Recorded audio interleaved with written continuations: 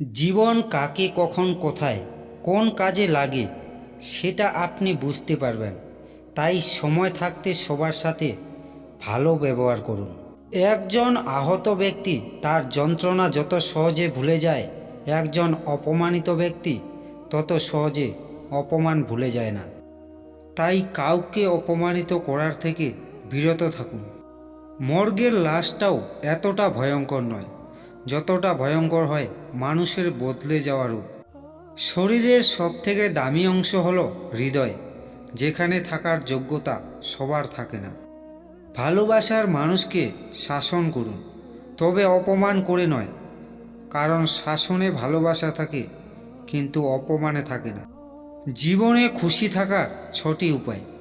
Number 1, যেখানে তোমার কদর নেই সেখানে যেও না। নাম্বার 2, যে বুঝতে চায় না তাকে বোঝাতে যেও না। নাম্বার 3, যে সত্য বললে রেগে যায় তার রাগ ভাঙিয়ে না। নাম্বার 4, যে তোমার চোখের নিচে নেমে গেছে তাকে কখনো উপরে তোলার চেষ্টা করো না। নাম্বার 5, জীবনে কোনো সমস্যা আসলে ভেঙে পড়ো না। নাম্বার 6, যে আবহাওয়ার মতো বদলে যায় তার সাথে সম্পর্ক রেখো না।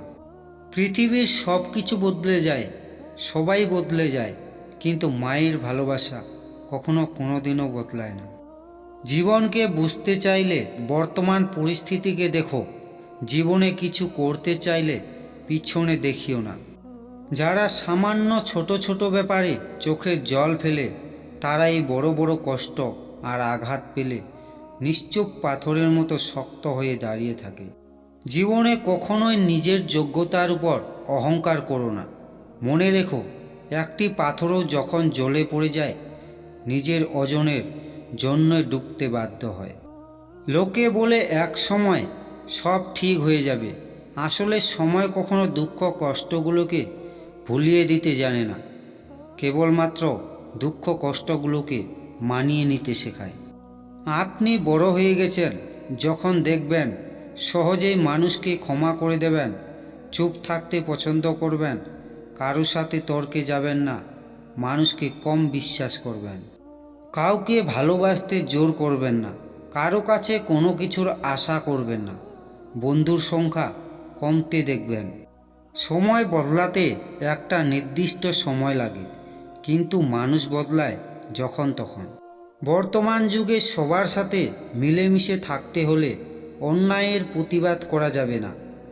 সেটা আমি একদম পারি না, তাই তো আমি সকলের কাছে খারাপ। সময় আমাদের যখন যা দেয় তা হাসি মুখে মেনে নেওয়ার নাম জীবন। অপেক্ষাকে ভালোবাসতে শেখো, দেখবে অপেক্ষায় তোমাকে একদিন অনেক দূর নিয়ে যাবে।